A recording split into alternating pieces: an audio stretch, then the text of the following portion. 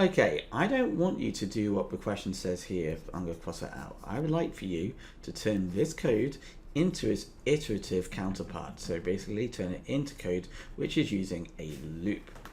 Pause the video, see if you can give it a go yourself.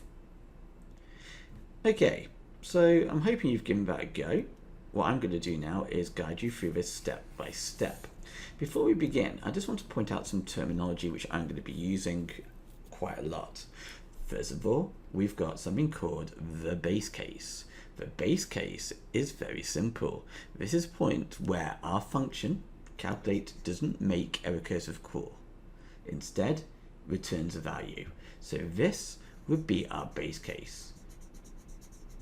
Number equals 0. So base case is literally at the end where our function doesn't make a recursive call, it will then return the value.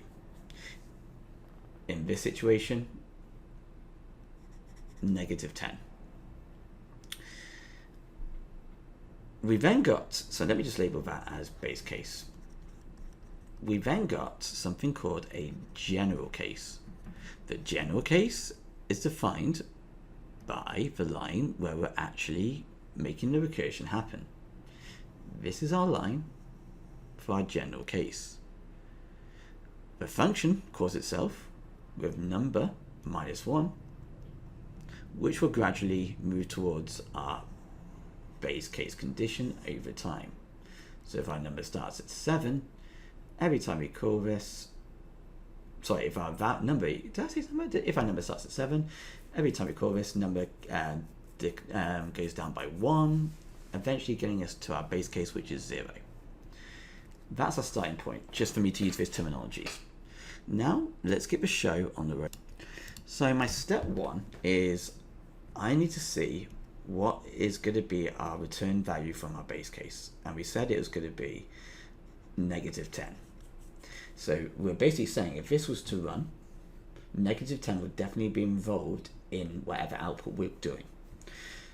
So I'm going to not do the function header. Imagine that's been done already. Let's do the rest of the code. I'm going to make a variable to represent this -10. It's going to be like our accumulator. It's going to start on, so our value is going to start -10. It could be called result, whatever you want to call it. -10 is always going to be a part of our calculation. That's a fact, because when we get to 0, calculate is, well, -10 is going to be returned to calculate. We then need to decide how we're going to iterate it. Well, that's really simple in itself. This is going to loop our recursion by number, and it loops sequentially. So it will start, if we start doing recursion, it's going to go 7, 6, 5, 4, 3, 2, 1, 0, and then it's going to unwind. When it comes to iteration, then we're basically saying we want to count to 7 because we're going to be going this way. So we're going to have to do a for loop because we're going to count a certain amount of times. For I in range, I'm going to do number. That is our for loop.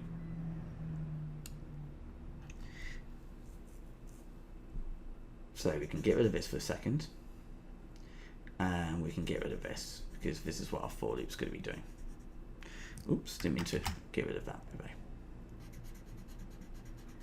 And what we're going to do is we're going to do a calculation. Our calculation is going to take the following, our value, which is -10,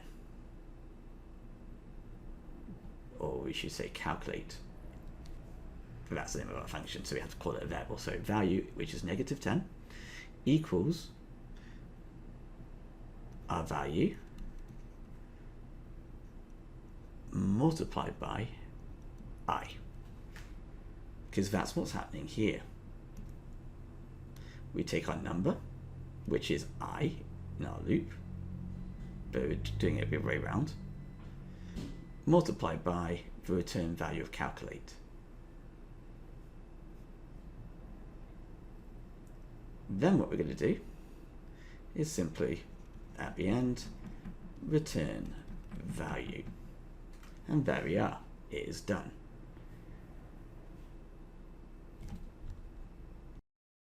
So we have a trace table on your right hand side for both the recursive aspect and the iterative aspect. You can see that they produce the same results, negative 60, negative 60, if the number 3 is passed into the function.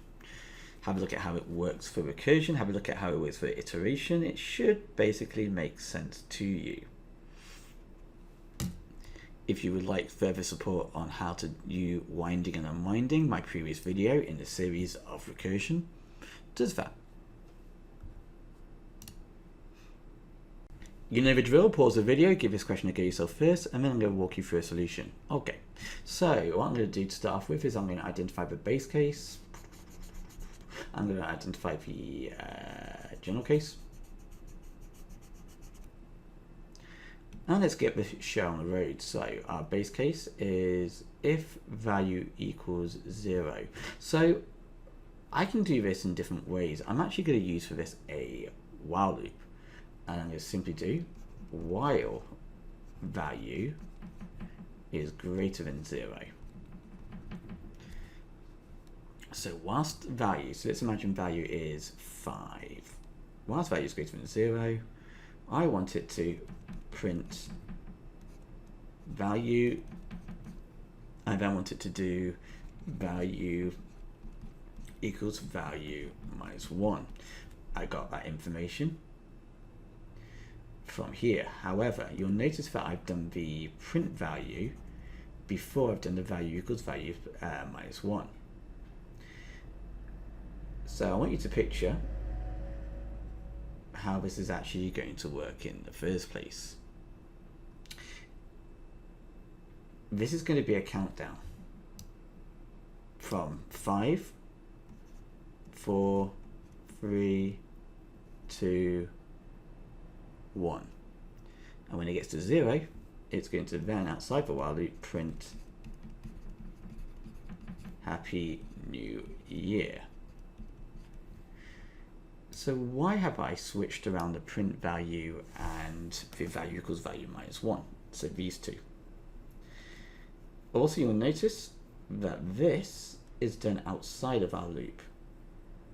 So the result of the base case is done outside of our loop. In the previous question, we had it, I think it was something like total or value equals value, value equals minus 10.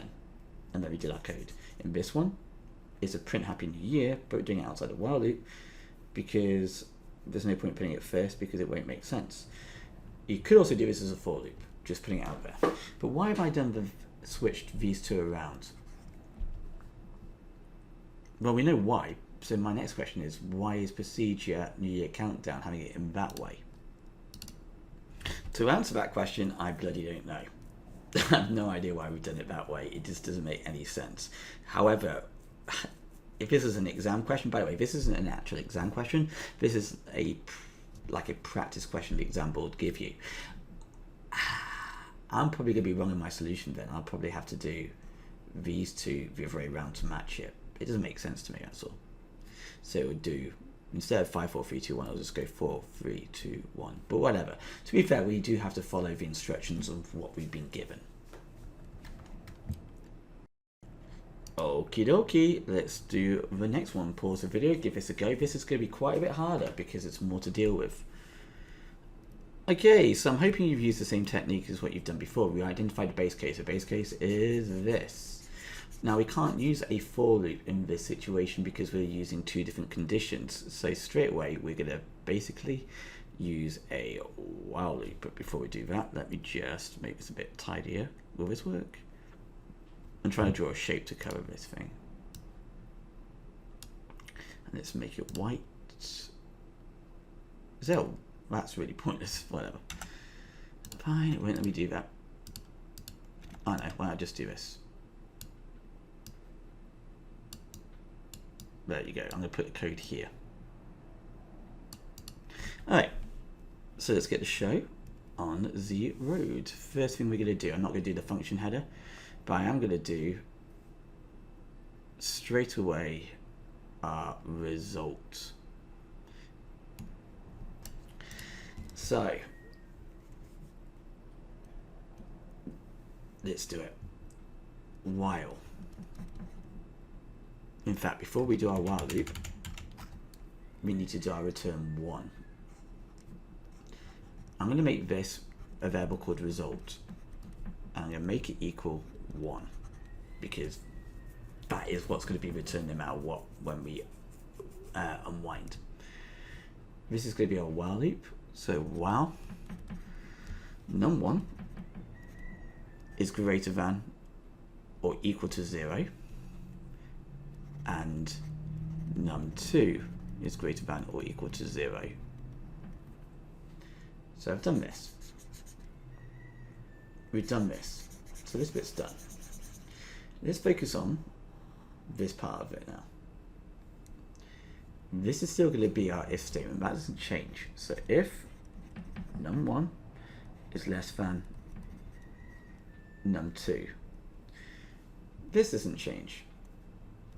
Num1 minus 2 equals num1 minus 2. My apologies. Now, we obviously don't do any returning here or anything like that. So what is it that we're actually going to do? Well, we're going to use our result. So it's going to be result equals, it's going to be our 20 plus 2 multiplied by our return value, which is result. So multiplied by result.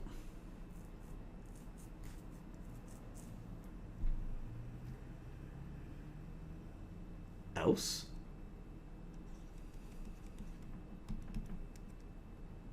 num2 equals num2 minus 2.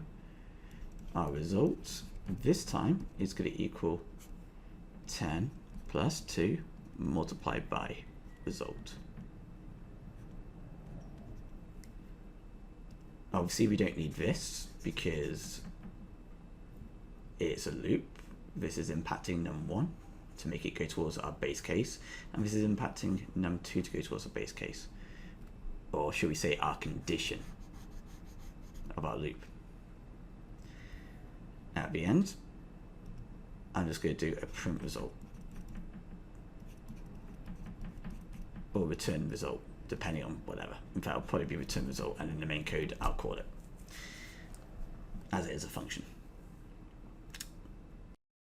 Let's do it. Pause the video, give it a go yourself first. Okay, so we have our base case return value, but this is going to be our actual base case itself.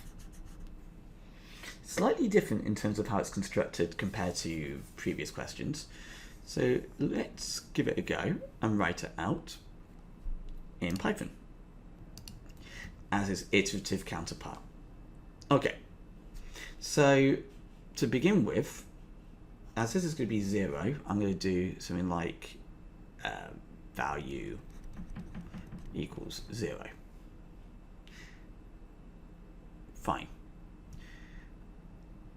In fact, value is a bad name because we're using value a lot here. It's going to get confusing. So I'm going to call it result. That's better. So we want this to run when value is less than or equal to n value. So this is going to be the same. While value 1 is less than or equal to end value. So that is going to be the same as what we've got already. Then everything else is really, really simple. I've done a print here just to check when I was doing it. But all you need to do is the following. Temp equals value 2. Value 2 equals value 1 value 1 equals value 1 plus temp. Oh, I've gone off the screen.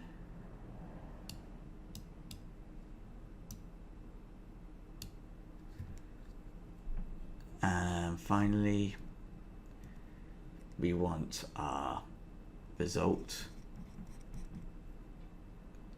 equals result plus 1. And at the end, we're going to return the result. Why did I do result equals result plus 1? Simple. This is basically our return value, right? I call it result. Originally we set result to be 0. This is making our result add 1.